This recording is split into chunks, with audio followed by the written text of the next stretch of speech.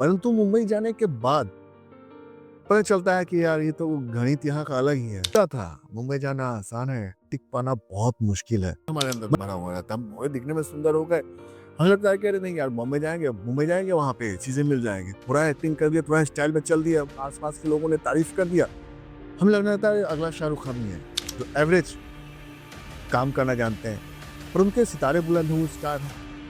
तो कई ऐसे लोग हैं जिनसे मिलता हूँ तो लगता है कि ये तो इनसे में मिला, मुझे अभी मेरे में कुछ है ही नहीं, मुझे बहुत कुछ सीखना है। वहाँ जाने के बाद तकरीबन 1.5 से 2 साल तक मुझे कोई काम नहीं मिला, मुझे इंटरटेन तक।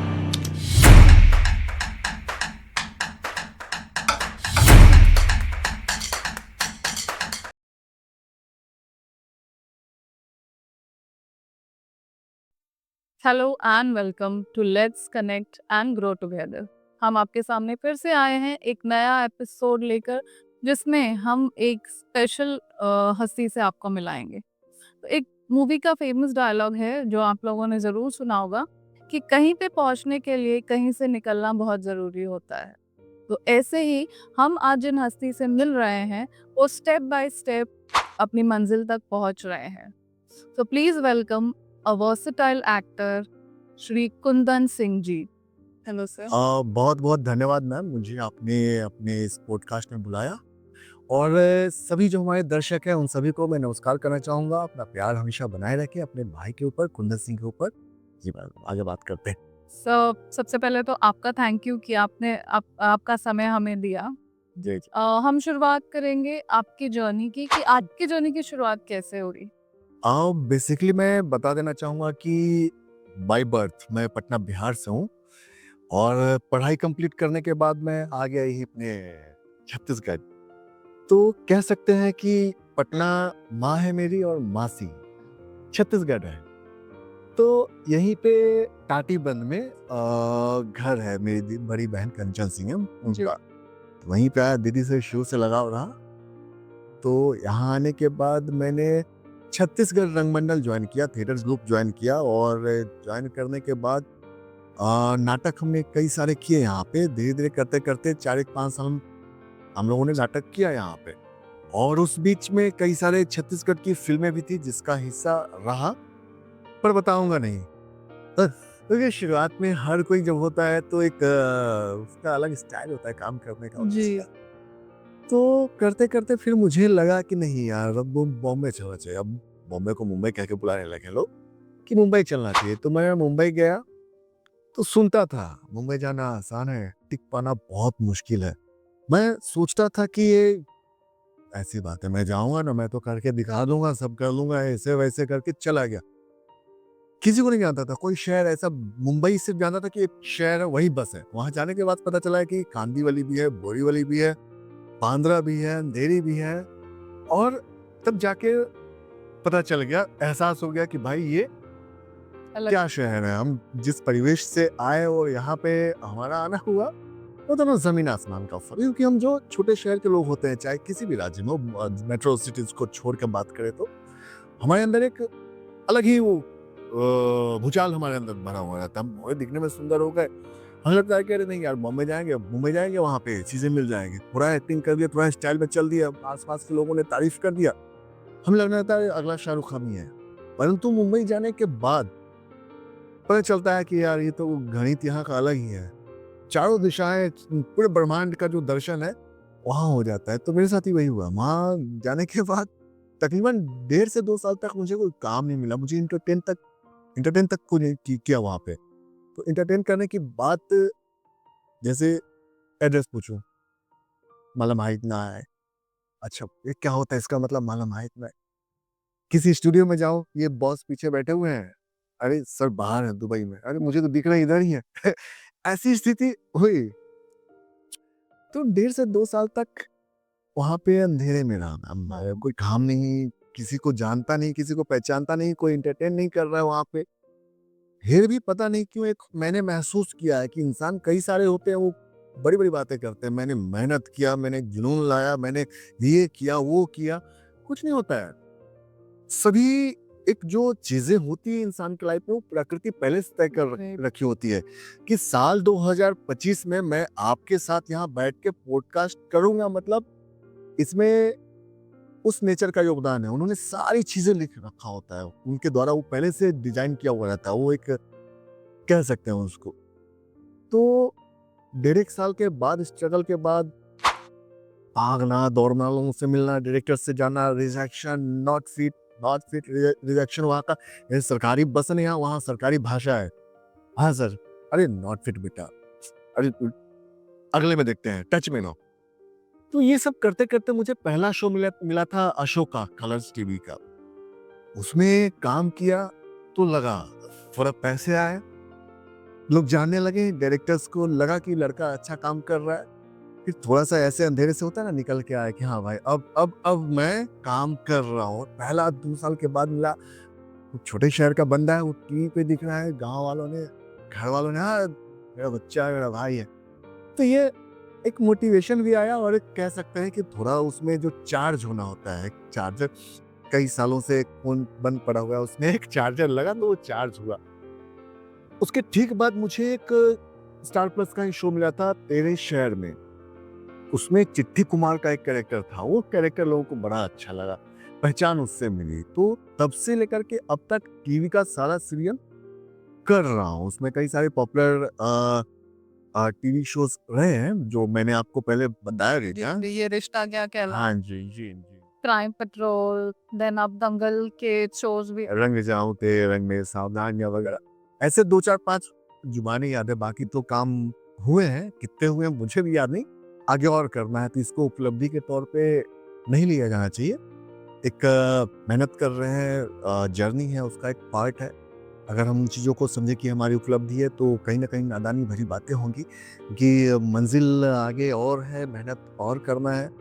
और ये एक टॉप होता है ना, हिमालय पर्वत पे जाके ऋषि-मुनियों के ऐसा तपस्या कर रहे हैं, तो अभिनय का फ़ील्ड भी वही होता है। जैसे आप टॉप पे आ गए, देश में नंबर 1 पे आ गए, समझो तो हिमालय पे आप पहुँच गए और ऋषि-मुनि के जैसा तपस्या करो। तपस्या आपका अभिनय ही है, आपका काम ही है। तो ये सारी चीज़ें हैं मैम। तो एक्टिंग का कीड़ा आपको बचपन से ही था? कीड़ा-वीड़ा कुछ नहीं था, वो समझिए कि प्रकृति ने मैंने बताया ना, प्रकृति तय करके भेजती है कि बेटा तुम्हें ये करना है। और पढ़ाई-लिखाई में अगर बात करें पढ़ाई-लिखाई की, तो मैं बिल्कुल एवरेज से भी नीचे वाला लड़का था। तो वो जो 10-12 बेंचेस होती है ना, तो उसमें सबसे पीछे पे बैठा बाय कुंदन ही दिखता था। अच्छा, फिक्स हो गया था। वो एक सरकारी अपना होता है ना, भाई यही मेरा निवास स्थान है। एक डायलॉग है, राजू मेरा नाम है, बस डिपो मेरा अड्डा है, आ जाना जब भी मिलना है। तो ऐसे क्लास में स्थिति बनी हुई रहती थी। हम 3-4 दोस्त हुआ करते थे जो मेरे कैटेगरी में आते थे, बेचारे वो भी किसी में 0, कभी रेड, वो मार्क्स आते थे। तो ऐसे वाले लड़के पीछे कोने में बैठे हुए मिलते थे, उसमें मैं भी नंबर 1 पे आता था। तो पढ़ाई-लिखाई में एवरेज था, लेकिन अ, सभ्यता, जो हमारे परिवेश होते हैं, माता-पिता जो हमें संस्कार देते हैं, तो संस्कार हमें शुरू से बताया गया कि बड़ों का सम्मान करो, अपने से आजू-बाजू के लोगों का अगर जहाँ तक हो सके मदद कर पाओ, जितनी ही पॉसिबिलिटी बनती है वैसा करो। तो वो सारी चीज़ें लेके चल रहा था। जी। और कुछ कर्म होते हैं माता-पिता के, वो भी बच्चों के ग्रो में काम आता है, उनका ग्रोथ में। तो पढ़ाई-लिखाई कंप्लीट होने के बाद मैं आ गया यहाँ पे। यहाँ आने के बाद थिएटर किया। थिएटर करने के बाद बॉम्बे गया, बॉम्बे की कहानी मैंने बताई, मुंबई की।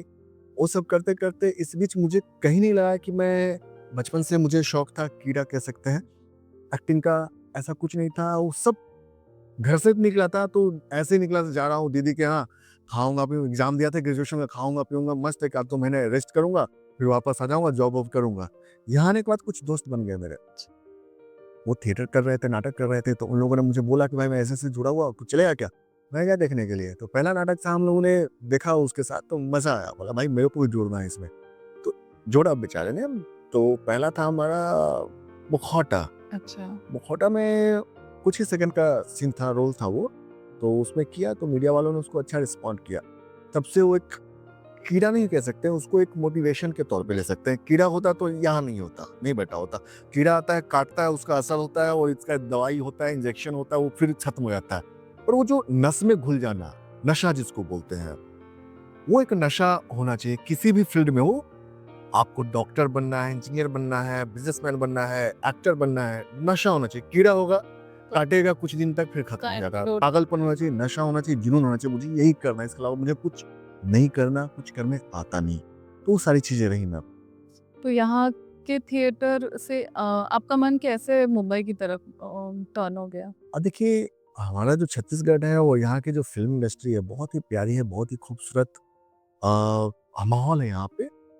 लेकिन अगर कमर्शियल रूप से देखें तो आपसे भी कुछ छुपी हुई चीज़ें नहीं है और हमारे जो ऑडियंस है उससे भी चीज़ें छुपी हुई नहीं है। तो हम जब भी काम करते हैं तो एक समय सीमा होती है हमारी ज़िंदगी में कि हम 30 साल में इस काम को हमने शुरुआत किया तो हम 60 साल में कहाँ पहुँचेंगे। तो जब आप आकलन करते हैं चीज़ों को अपने आप में खुद में तो आप तलाश करते हैं कि मुझे अगला स्टेप क्या होना चाहिए।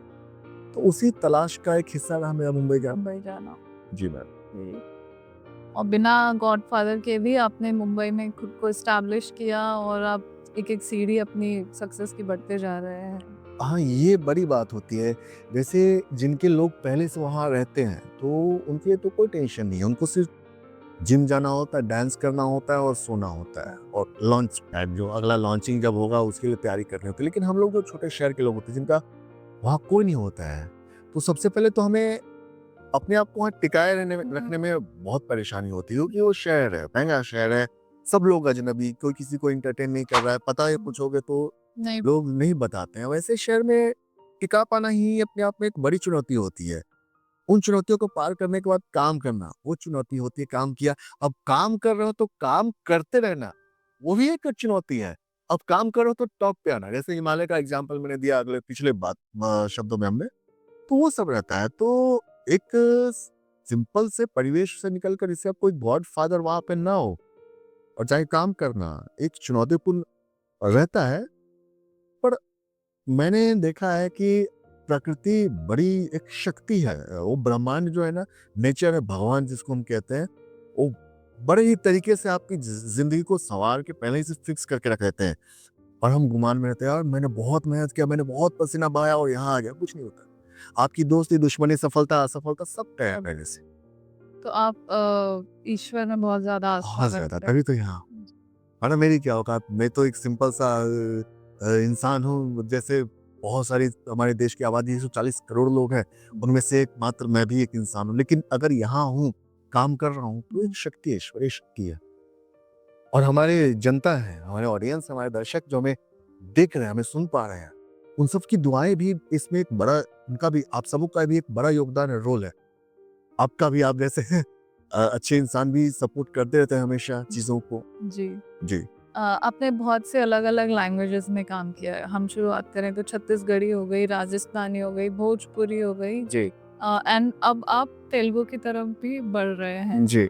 सो इतनी सारी लैंग्वेजेज़ में आपने काम किया, तो कई बार ऐसा होता है जैसे कोई लैंग्वेज हमें नहीं आती, तो वो कितना डिफ़िकल्ट पार्ट होता होगा? अ, कठिन जो शब्द है तब तक ये हमारे लिए कठिन और जटिल है जब तक हम अपने माइंड में उसको कि ये टफ है, तब तक वो टफ है। जब हम सोचते हैं कि ये बहुत नेचुरल चीज़ है तो ईज़ी हो जाती है।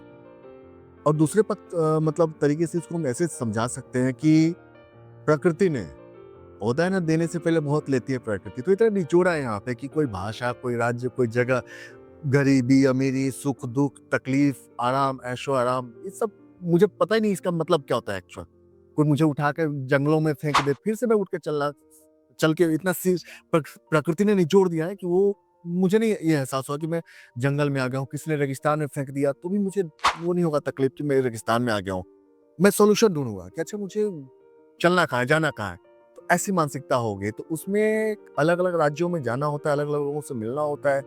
और यहाँ मुंबई रायपुर छोड़ने के बाद मैं मुंबई में गया तो वहाँ पे थिएटर ग्रुप मैंने जॉइन किया। उस ग्रुप के ज़रिए, चूँकि देश में 2 ही थिएटर ग्रुप जो है वो बहुत फ़ेमस है, एक गुजराती और एक मराठी।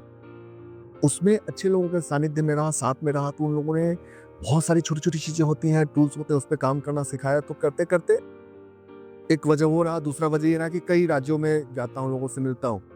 तो बात कर रहा, मैं शब्दों को नहीं देखता हूँ, उनके जेस्चर पोस्चर को देखता हूँ कि वो कैसे बात कर रहे हैं। तो मैं समझ जाता हूँ कि अच्छा ये कहना चाह रहा है, वो चाह रहा है। और सारा खेल होता है ऑब्जर्वेशन का। जब किसी चीज़ पे ध्यान आप केंद्रित कर दोगे, बाकी चीज़ें कुछ समझ में नहीं आएगी, आप ऐसा होगा। तो इन सब सारी चीज़ों को मैं जब एक अपना बनाता हूँ, तो क्या बोल सकते हैं, रॉकेट पावर, तो जाके लैंग्वेज को लेकर कभी तकलीफ नहीं होती मुझे।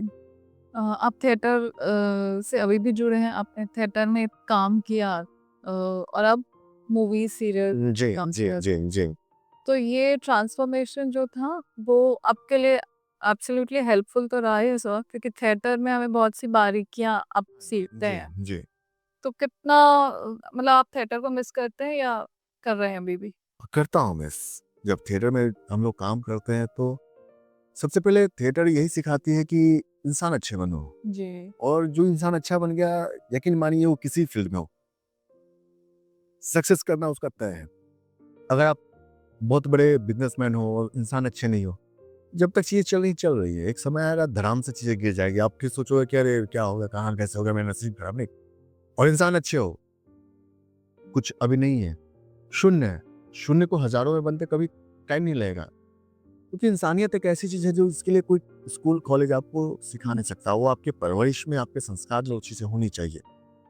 तो थिएटर में एक अलग ही माहौल होता है, ग्लैमर नहीं है, लेकिन जो एक इमोशन होता है, टच होता है, वो बना हुआ है हम लोगों का अभी भी। तो उस समय जो हम लोग रहते थे, वो टीम बना के जाना, स्लीपर क्लास में ट्रेन में बैठ के लकड़ा बक्सा सब लाद दूध के जाना, और वहाँ पे रंगमंच में स्टेज पे जाके परफॉर्मेंस करना, लाइक करना, और हजारों लाखों की भीड़ वहाँ पे, और ऑडियंस से रूबरू होना, कोई रीटेक की संभावना नहीं।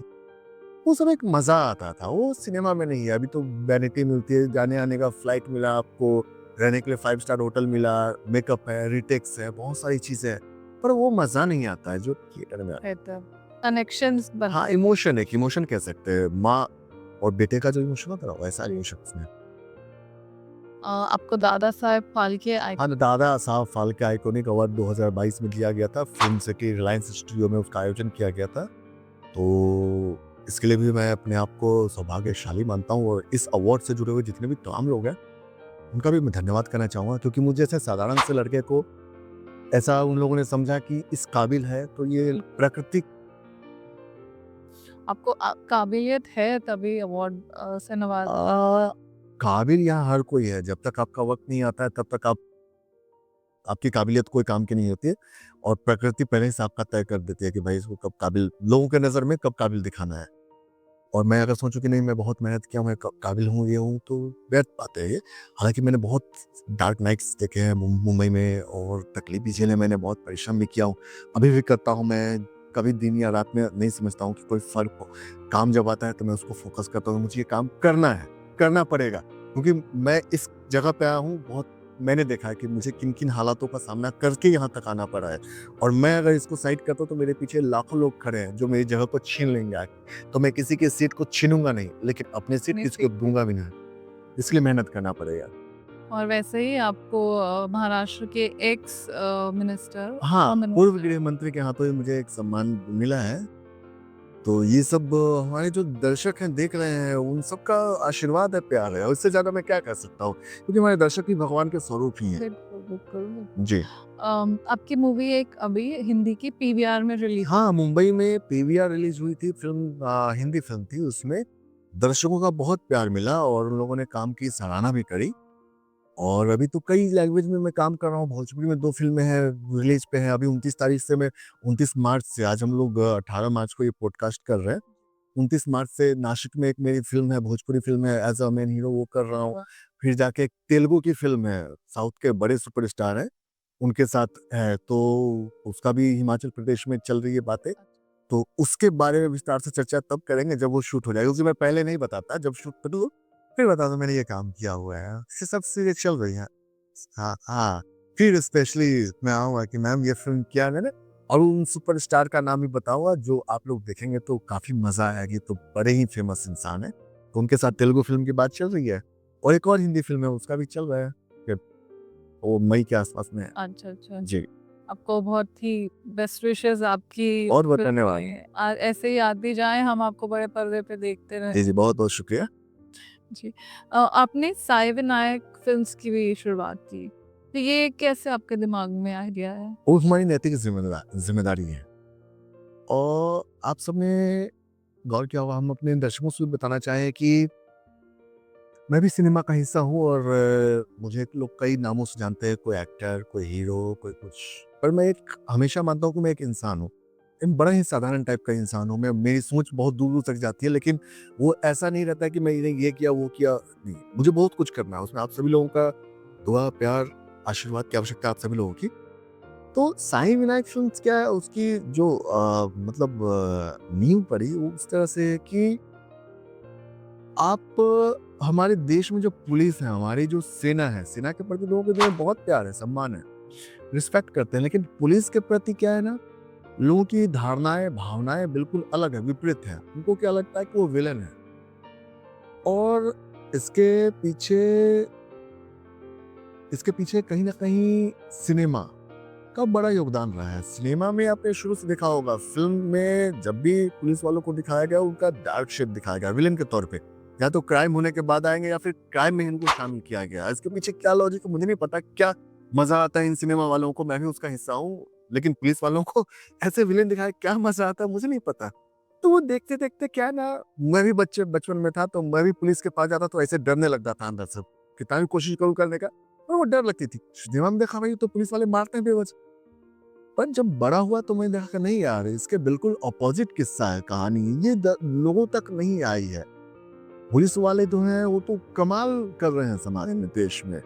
बहुत सारे एनजीओ खोल के रखे हुए हैं जिसमें अपने नाम का जिक्र तक नहीं करते हैं, वो हिडन रखते हैं अपना फेस और नाम। और वो एनजीओ को देखिए, मेरे खुद के पहचान के कई सारे लोग हैं, मुंबई में भी और बाहर राज्यों में भी। वो लोग अपना पहचान छुपा के रखते हैं कि भाई नहीं, अपना मकसद इन लोगों का कल्याण हो। कोई बीमारी हो, उस पे इलाज करो, किसी की बेटी की शादी नहीं है, उसकी शादी कराओ। रोड के किनारे लोग भूखे पड़े हुए हैं, उनको खाना खिलाओ। ऐसे कई सारे पुलिस वाले जो काम कर रहे हैं इस विषय को, मतलब इन विषयों को लेकर के, लेकिन वो अपना नाम तक नहीं डालना चाह रहे हैं। और पब्लिक तो देख रही है, वो फ़िल्म में आया, उधर 12 घंटर-वंटर चला के तो विलेन ऐसा बना हुआ है, लेकिन हीरो तो इधर छुपा हुआ है। इनके बारे में कोई सोच नहीं रहा है। कोविड के टाइम में बहुत सारी घटनाएँ हुई। पंजाब में पुलिस वालों को हाथ काट दिया लोगों ने, बिहार में 4 पुलिस वालों को मार दिया। अलग-अलग राज्यों में लोग कोविड के टाइम में अटैक कर रहे हैं। ऐसा लगा कि ये विलेन है, और विलेन या तो हमें मार देगा, उसके पहले इस पे अटैक करो। तो वो सारी चीज़ें रही। तो मैं बहुत ही इमोशनल टाइप का इंसान हूँ, और दिल में क्या होता है ना, मैं कुछ ऐसा नहीं रहता है जोड़ घटाव गुना भाग करके कोई बात पेश करूँ। मुझे जो आता है, मेरे दिल में जो चीज़ें आती है, मैं उसी को बाहर बोलता हूँ। और सादगी, बिल्कुल सादा मेरा दिल है, साफ है। तो मुझे लगा कि ऐसा माहौल बना हुआ है और हमारे हीरो तो ऐसे हैं, और अ, सिनेमा कुछ और ही प्रेज़ेंट कर रही है। तो मुझे लगा कि मैं भी इस फ़िल्म का हिस्सा हूँ, सिनेमा इंडस्ट्री का हिस्सा हूँ, मुझे कुछ करना चाहिए अपने इसके माध्यम से। तो मैंने कई सारी डॉक्यूमेंट्री फ़िल्म बनाई जिसका ज़िक्र हम आगे करेंगे। उसमें पुलिस के प्रति, पुलिस का हमारे समाज में क्या रोल है, और समाज में अगर पुलिस की व्यवस्था हटा दी जाए तो समाज की कल्पना कैसी होगी, उस हमको देखते हुए कोविड के टाइम में हमने काफ़ी डॉक्यूमेंट्री बनाई। और फिर कोविड जब शांत हुआ तो हमने साईं विनायक फिल्म की स्थापना करी, और तब से लेकर अब तक हम काम कर रहे हैं। और यकीन मानिए, करीब 15 से 20 साल पुलिस वाले अभी इमोशनली कनेक्ट हो गए सीधे मुझसे। और जो लोग समझते थे कि पुलिस वाले विलेन हैं, दुश्मन है हमारे, और पुलिस सिर्फ डंडा ही चलाते हैं, तो हमने ऐसे विषयों को लेकर के सिनेमा के माध्यम से, क्योंकि गुनहगार मैं भी हूँ, मैं सिनेमा का पार्ट हूँ, और सिनेमा ने ही दिखाया पुलिस वालों को विलेन। इसलिए मैं माफ़ी माँगते हुए पुलिस वालों से एक शुरुआत की मैंने कि भाई ये कर रहा हूँ, और उसके माध्यम से मैंने अच्छे पुलिस वाले जो हैं, जो अच्छा काम कर रहे हैं समाज में, देश में जो चीज़ें अच्छे तरीके से, मतलब वो समाज को एस्टैब्लिश करना चाह रहे हैं, एक स्वच्छ और स्वस्थ समाज की स्थापना करना चाह रहे हो, तो उसमें कभी-कभी पुलिस वालों को सख्त भी होना पड़ता है, लेकिन उनकी सख्ती के पीछे उनका प्यार छुपा होता है। इसे हमें, आप सब दर्शकों को समझना पड़ेगा। बुरे पुलिस वाले हैं, अच्छे पुलिस वाले भी हैं। बुरे पुलिस वालों का कोई ज़िक्र नहीं है यहाँ पे। जो कर रहे हैं उन्हें करने दीजिए, लेकिन जो हमारे समाज के अच्छे पुलिस वाले हैं, वही हमारे असल हीरोज़ हैं। ये जो तथाकथित रीटेक्स वाले एक्टर्स होते हैं, मैं भी रीटेक्स देता हूँ, मेकअप लेता हूँ, वैनिटी लेता हूँ, लेकिन मैं भी हीरो नहीं हूँ। लेकिन बात करते हैं जिनसे देश की पहचान होती है, वो हीरोज़ नहीं है हमारे देश के। हमारे हीरोज़ वही हैं जो धूप, बरसात की परवाह किए बगैर परिवार से दूर रह के हमारे लिए, हमारे समाज के लिए, हमारे देश के लिए मर मिटने को तैयार हैं। वो है हमारी पुलिस और हमारी सेना। वो हमारे रियल हीरोज़ हैं। इसी मानसिकता को लेकर के साईं विनायक फ़िल्म्स के माध्यम से काम कर रहा हूँ, आगे भी करूँगा। बहुत सारे पुलिस वाले इस बात को समझ रहे हैं कि ये भाई मेरा अपना है। इसकी सोच को सपोर्ट चाहिए, तो इमोशनली वो कनेक्ट हुए हैं। बहुत सारे बॉलीवुड के लोग को भी ये समझ में आई है कि हमारे जो रियल हीरोज़ हैं, वो हमारे पुलिस और सेना ही है। तो उस मानसिकता को लेकर के हमें सपोर्ट कर रहे हैं, वो भी जुड़े हैं, और आम ऑडियंस भी जुड़े हैं। आप सबों से भी निवेदन है कि हमसे जुड़े या ना जुड़े, और अपने दिल में हीरोज़ के लिए सम्मान बनाए रखें। ये बताइए सर, साई विनायक फिल्म्स की शुरुआत कैसे? साई विनायक फ़िल्म्स की शुरुआत आप सबों ने देखा होगा, हमारे जो दर्शक हैं देख रहे हैं। उन्होंने भी देखा होगा कि कोविड के दौरान हमारे जो पुलिस वाले लोग हैं, डॉक्टर्स हैं, बेचारे पुलिस वाले हैं, उनके प्रति लोगों की जो भावनाएँ हैं, वो एक जैसे होता है कि विलेन हो और हमें जब भी उनके सामने खड़ा होना है, तो या तो वो हमें मार देंगे या हमें उनको नुकसान पहुँचाना है। ये भावना पब्लिक के बीच में बनी हुई है। कोविड के टाइम में बहुत सारी घटनाएँ हुई हमारे देश में। जैसे पंजाब में एएसआई का हाथ काट दिया लोगों ने, बिहार में बहुत घटनाएँ हुई, छत्तीसगढ़ में हुई, अलग-अलग राज्यों में घटनाएँ हुई। तो मुझे लगा चूँकि मैं बड़ा ही सेंसिटिव इंसान हूँ इन मामलों में, जब लगती है चीज़ें कि समाज में कोई ऐसी चीज़ें हो रही हैं और मैं विवश हूँ, काश कोई आता, इन चीज़ों पे काम करता। तो लगता है कि नहीं, इंतज़ार करो, कोई अगर आए, उस पे काम करे, उससे बेहतर है कि एक शुरुआत करते हैं। पहला कदम हम शुरुआत करते हैं, उठाते हैं। बाकी जिनको आना है समझेंगे चीज़ों को, वो आए, नहीं ना भी आए तो कोई दिक्कत नहीं है। हम हैं, काम कर रहे हैं। तो कोविड के टाइम में जो घटनाएँ हुई तो उसपे हमने पुलिस, वो विलेन नहीं है।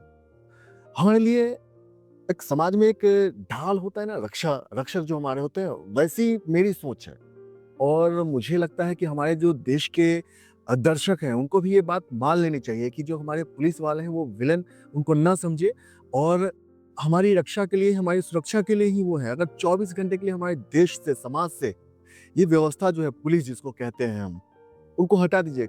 कसम से कह रहा हूँ कि ऐसी स्थिति पैदा हो जाएगी देश में, समाज में, हमारे आस-पास में, इसकी कल्पना नहीं कर सकते। तो हमने एक डॉक्यूमेंट्री फ़िल्म बनाया ना तब, तुम हो भारत भाग्य विधाता। उसमें हमने यही संदेश देने की कोशिश की थी कि पुलिस के प्रति अगर कुछ ज़्यादा नहीं कर सकते हो तो दिल में एक रिस्पेक्ट रखो ना। मैं मानता हूँ 2 तरह के पुलिस वाले होते हैं, अच्छे भी होते हैं, बुरे भी होते हैं। हम बुरे वालों को क्यों सोचें?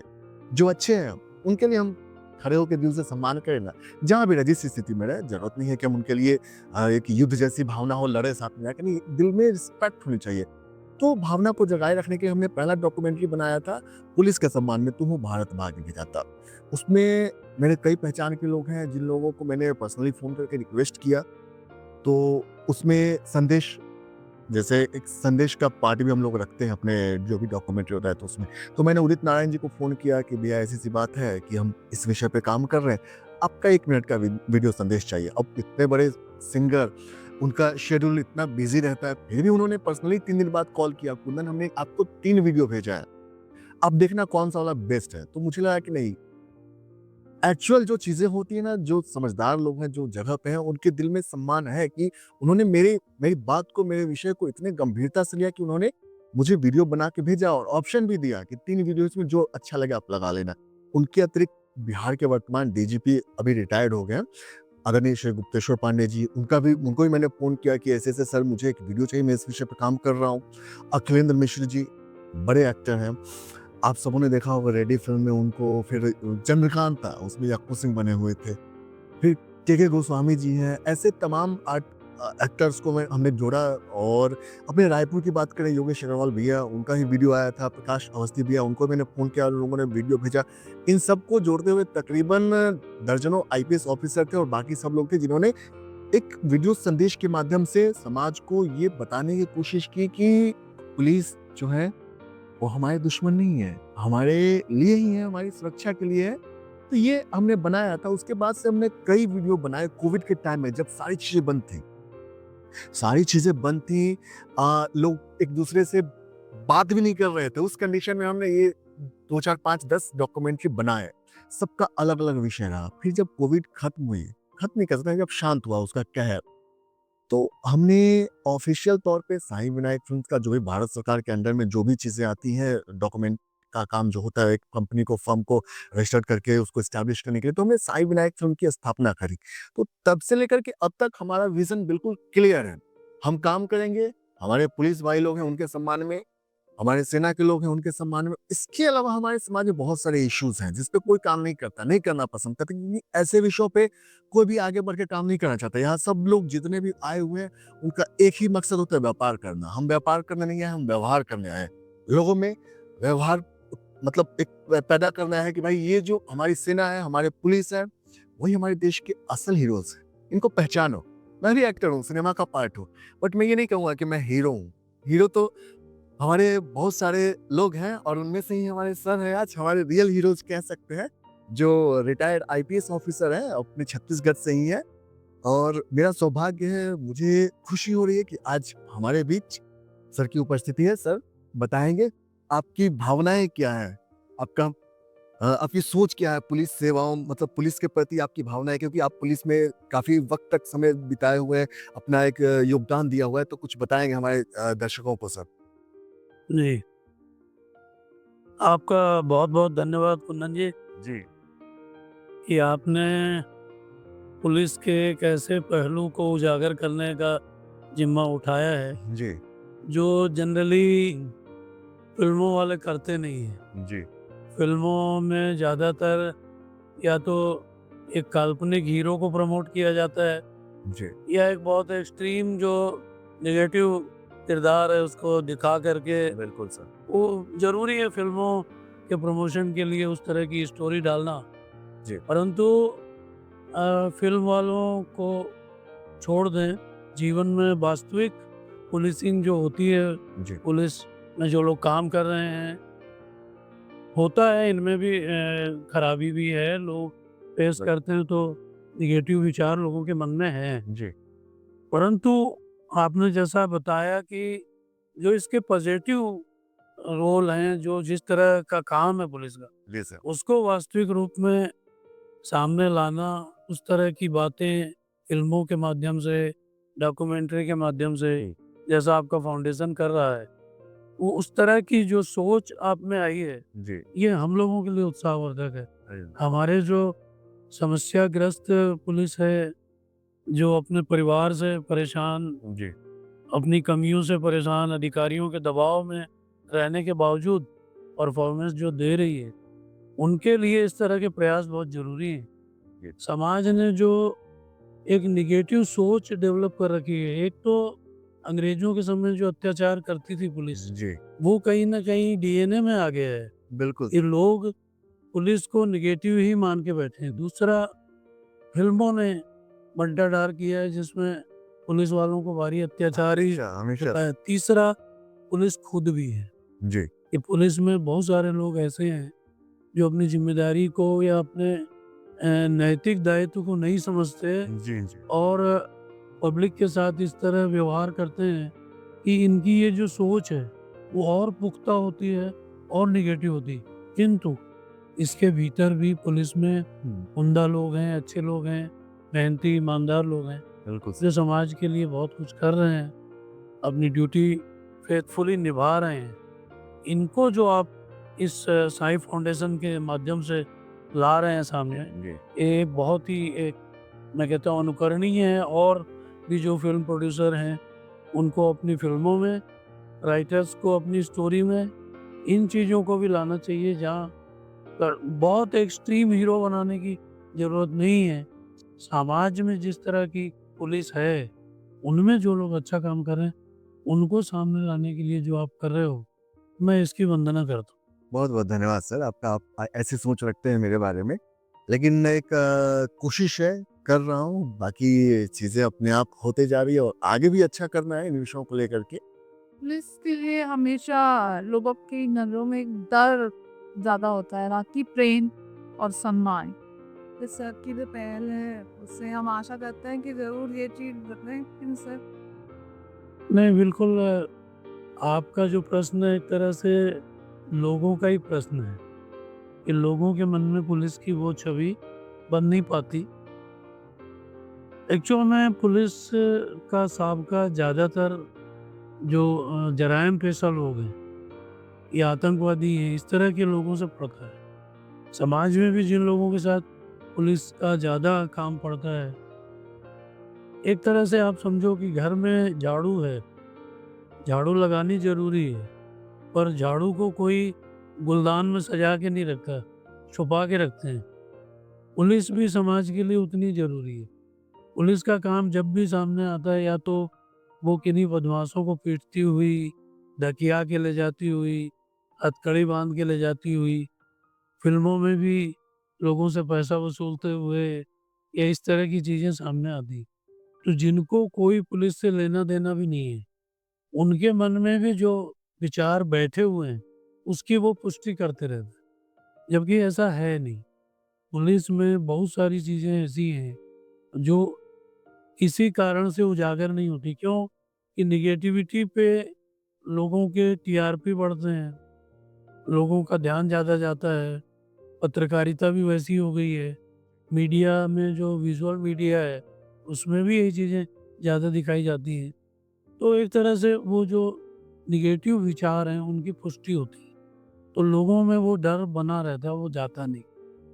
पुलिस भी दुर्भाग्य से अपने इस दायित्व को नहीं समझती, समाज के प्रति मैसेज देने की कोशिश कम करती कि मेरी तरफ से मैसेज जाए कि मैं आपका हूँ, आपने मुझको बनाया है, तो मैं आपके प्रति जिम्मेदार हूँ। ये संदेश पुलिस की तरफ से भी जाना चाहिए, वो कम है। पर जैसा हमारे कुंदन जी साईं फाउंडेशन से ये शुरुआत इन्होंने की है, कई एपिसोड बहुत अच्छे बने, मैंने देखा भी है। उसमें ये जो मैसेज आ रहा है, इसकी व्यापकता और प्रचार जब बढ़ेगा, तो लोगों के भीतर ये जो नेगेटिविटी बैठी है, ये निश्चित रूप से दूर होगी। लोगों में पॉजिटिव सोच आएगी और मेरा न केवल पब्लिक से अपना नज़रिया बदलने का अनुरोध है, बल्कि मैं पुलिस वालों को भी ये मैं उनसे रिक्वेस्ट करना चाहता हूँ कि हर समय ध्यान रखें कि आप जनता की निगाह में हैं और आपका एक-एक आपकी हरकत जो है वो पब्लिक देख रही है। तो कोई भी काम जो भी करें, वो ऐसा करें जो पुलिस की छवि को निखारे, सुधारे और एक धनात्मक सोच पैदा करे। जिससे हमारे साईं फाउंडेशन को भी मदद मिलेगी, हमको भी मदद मिलेगी, समाज का नज़रिया भी हमारे लिए पॉजिटिव हो। आने वाले दिनों में जी। पुलिस और आम आदमी का जो रिश्ता है वो रिलेशन बस मजबूत। बहुत जी। गहरा होगा, मजबूत होगा। जी। Thank you so much. Thank sir, आपने साई विनायक फिल्म्स के अंदर कुछ डॉक्यूमेंट्रीज भी बनाई हैं, जी मैम। तो ये आइडिया कैसे आया और क्या किस तरीके की डॉक्यूमेंट्रीज हैं? आइडिया की अगर बात करें तो मैंने पहले ही बताया कि जो भी चीज़ करते हैं हम या आप, वो नेचर डिज़ाइन करके पहले से प्लॉटिंग करके रखती है कि आपको ये करना है। लेकिन उसको नेचर तो आगे कर नहीं सकती, उसने डिज़ाइन किया करने के लिए हमें और आपको माध्यम चुनती है अपना वो। तो आइडियाज़ की बात करें तो मैं रात में जब सोता हूँ तो मेरा 2 घंटा काम अलग दुनिया में चला जाता है मेरा दिमाग, और 2 घंटे मैं अलग ही सोचता हूँ। अब तक जितने भी मैंने डॉक्यूमेंट्रीज़ बनाए और शॉर्ट फिल्म बनाए, गाने बनाए, उसकी जो थीम रहे अपने, मेरा 2 बजे से 4 बजे तक दिमाग अलग दुनिया में रहता है। उस समय अलग-अलग चीज़ें मेरे दिमाग में आते हैं। तो उसी 2 घंटे में मैं कुछ अपना शेड्यूल करता हूँ। लिखने की भी मुझे आदत है, मैं लिखते रहता हूँ। मेरे पास बहुत सारी कहानियाँ मैंने लिख के रखा हुआ है, बहुत सारा कॉन्सेप्ट मैं लिख के रखा हूँ। अच्छा, तो ये सारी चीज़ें होती हैं, तो उसको अब कई राज्यों में बतौर अभिनेता हूँ, कई राज्यों में मुझे जाना पड़ता है, कई इवेंट में जाना हुआ गेस्ट, किसी मॉल के, किसी शॉप के उद्घाटन में जाना पड़ा एज़ अ गेस्ट। तो वहाँ पे हर तरह के लोग मिलते हैं मुझे और अलग-अलग भाँति-भाँति के लोग मिलते हैं, तो मैं उनको ऑब्ज़र्व करता हूँ। मेरा ऑब्ज़र्वेशन बड़ा ही तगड़ा होता है। तो उसमें ऑब्ज़र्वेशन के बाद चीज़ें आती हैं कि हाँ, इस विषय को लेकर के हमारे समाज में इश्यू है। इसको अगर हम मुद्दा बना के उठाएँ, तो इस पे एक संदेश हम दे सकते हैं। समाज में सुधार की संभावनाएँ बन सकती है। जी। तो ये सारा कॉन्सेप्ट भटकते-भटकते बोलते हैं ना, नॉलेज इकट्ठा करना, तो वो सारी चीज़ें रही हैं ना। अच्छा, और किस तरीके की डॉक्यूमेंट्रीज हैं ये? कोविड के टाइम में अभी तो बहुत सारे बनाए, लेकिन हाइलाइट्स मेरे कुछ रहे हैं। जैसे कोविड के टाइम में हमने बनाया था, तो उसमें बताया था कि बॉलीवुड वालों को में पुलिस का सारा थीम वही है, पुलिस का ही और सेना का ही सामान का है। लेकिन उसमें देखना, साईं विनायक फिल्म्स में जाके देखना, उसमें बेस वही है अपना। देखिए, उसमें समाज के इश्यूज को भी हम उठा के मुद्दा बनाते हैं कि इसमें सॉल्यूशन ऐसे हो सकता है। जैसे हमने अभी रिसेंटली बनाया है एक music video, Sai Vinayak films पे जाकर देखेंगे, तो उसमें साइबर क्राइम जो होता है हमारे देश में, और देश में क्या कहीं भी हो, और हमारी जो देश की महिलाएं हैं, बेटियां हैं, वो सब सोशल मीडिया के ख्वाब में अभी इंस्टाग्राम हो गया, फेसबुक हो गया, उसकी दुनिया गजब की डार्क की दुनिया बन गई है। लड़कियां उसमें खो जा रही है। उसमें प्यार मोहब्बत इश्क की जो बातें होती हैं, उसमें अगर आप डूब गए, पागल हो जाओगे, तो उसमें बड़ा ही अच्छा संदेश दिया हमने कि ये इस सपने की दुनिया से बाहर निकलो, वरना परिणाम ये भी हो सकता है। वो एक म्यूजिक वीडियो है, उसमें हमने किया हुआ है, हमनशी म्यूजिक वीडियो का नाम है, और साईं विनायक फिल्म पे आया हुआ है वो वीडियो। आपको देखेंगे तो बिल्कुल है, ये फिल्मी माहौल है, लेकिन उसके एंड में एक खतरनाक मैसेज है, और उसमें हमने पुलिस को भी दोहराया, पुलिस की उपयोगिता को भी दोहराया। हमारे समाज में क्या है उपयोगिता, हमारी जो माँ है, बहनें हैं, उनकी सुरक्षा के लिए चौबीसों घंटा हमारी पुलिस जो है तत्पर है। ये हमारा संदेश उसमें। तुम भारत भाग्य विधाता हमने बनाया था, तो उसमें भी बॉलीवुड के लोगों को जोड़ा मैंने, जिसका जिक्र मैंने पिछले शब्दों में किया। आईपीएस लोगों को जोड़ा। फिर हमने एक अखंड भारत बनाया था, उसमें हमने एनआरआई लोगों को जोड़ा था, जितने भी हमारे भारत के लोग हैं जो ऑस्ट्रेलिया, अमेरिका, न्यूजीलैंड में रह रहे हैं, उन लोगों को जोड़ा। एक डॉक्यूमेंट्री हमने बनाया था, उसमें हमने भारत की जितनी बेटियां हैं, छत्तीसगढ़ की बेटियां हैं, वो छत्तीसगढ़ की भाषा में प्रेजेंट कर रही हैं शब्द को कि भाई हमें पुलिस के प्रति जो मान सम्मान इज्जत रखनी है दिल में, उसको करना है। पंजाब की बेटियां पंजाबी लैंग्वेज में, बिहार की बेटियां बिहारी लैंग्वेज में, बंगाल की बेटियां बंगाली लैंग्वेज में। इस तरह का हर कॉन्सेप्ट हमारा यूनिक होता है, जो उस पे जाके देखेंगे गहराई से तो समझ में आ जाएगी चीज़, इसका क्या है थीम, क्या लेके चल रहा है ये बंदा। हर एक में अलग-अलग हाँ जी, अलग-अलग सोच और अलग-अलग मैसेज आप लेके जी, चल रहे हैं। जी। जी। आप एक्टिंग में भी हैं, आप राइटिंग भी करते हैं, प्रोडक्शन भी एंड डायरेक्शन भी। तो इन सब जादुई चीज़ों में से आपको सबसे अच्छा क्या लगता है? सबसे पहले तो जादू की ऐसा कोई चीज़ है नहीं इस दुनिया में।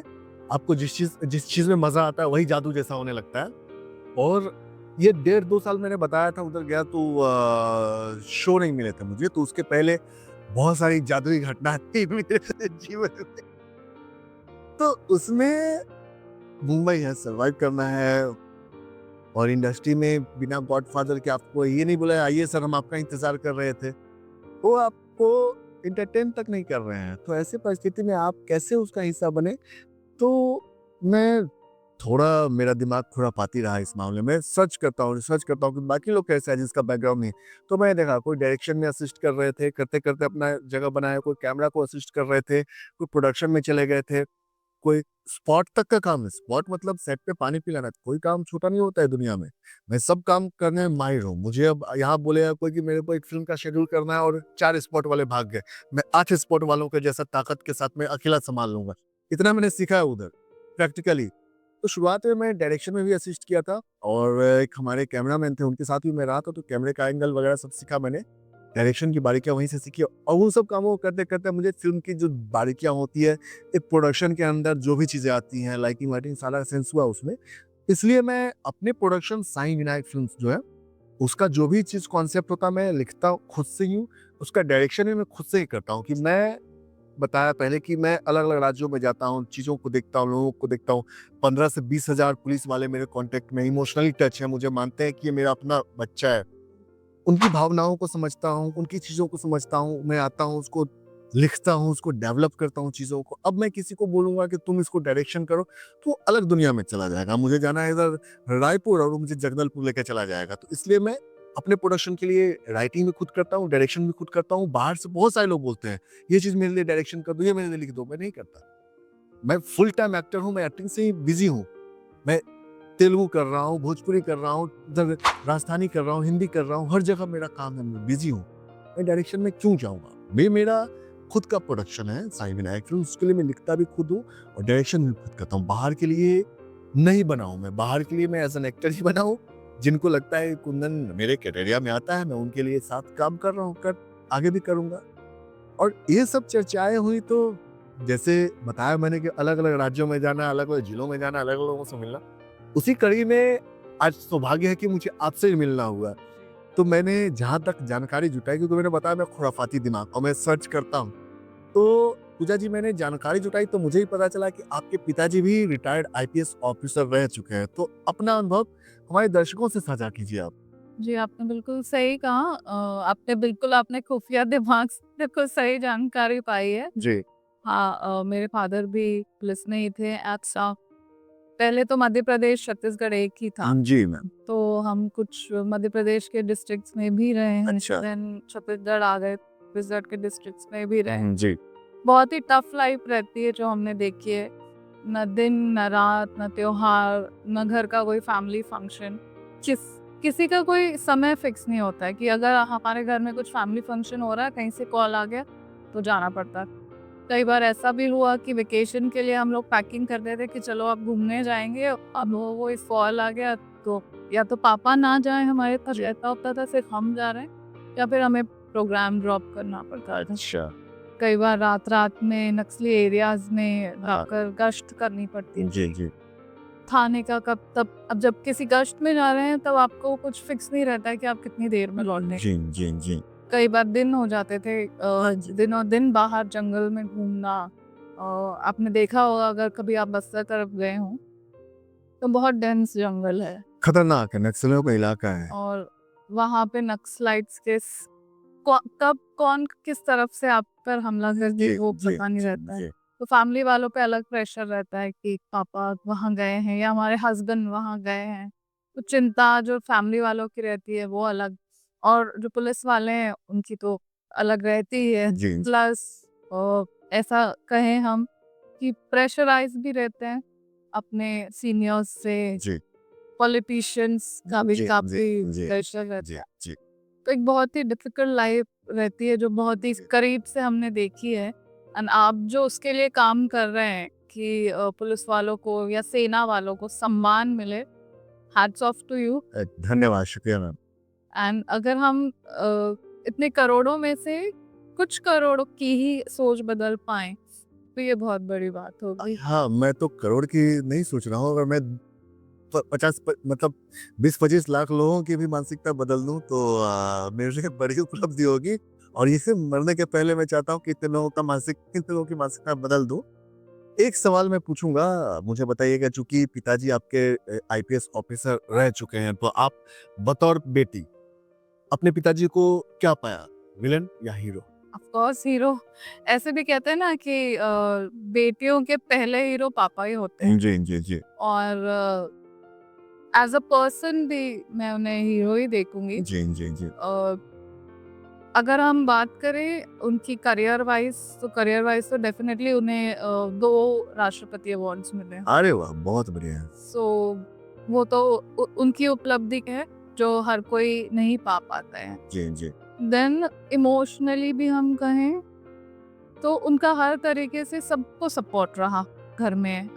हम भी सिस्टर्स हैं तो कभी उनकी तरफ से तुम खड़े रहो, हम तुम्हारे पीछे हैं, ये उनका वो रहा है। चलिए, तो एक पिता और बेटी के बीच की बात हो गई। एक बेटी ने अपने पिता में हीरो पाया, और जाहिर सी बात है, नॉर्मल है, सभी बेटियां अपने पिता को हीरो मानते हैं। लेकिन आपने बतौर देश की बेटी अपने पिताजी को देश के लिए क्या पाया, समाज के लिए क्या पाया? जी बिल्कुल, समाज के लिए भी हीरो या विलन? बिल्कुल ऑफ कोर्स हीरो ही कहूँगी मैं, क्योंकि जब जब समय आया जिन्होंने देश को प्रायोरिटी दी और अपनी परिवार को छोड़कर वो देश की सेवा के लिए गए हैं, तो ऑफ कोर्स हीरो ही है। हम यहाँ बैठे हुए हैं और साई विनायक फिल्म्स और हमारे देश के रियल हीरोज की बात चल रही थी, तो शायद जो हमारे हीरोज जो देश के रियल है ना, तो यही अपने आपके पिताजी जो हैं, ऐसे हीरोज की हम बात कर रहे हैं।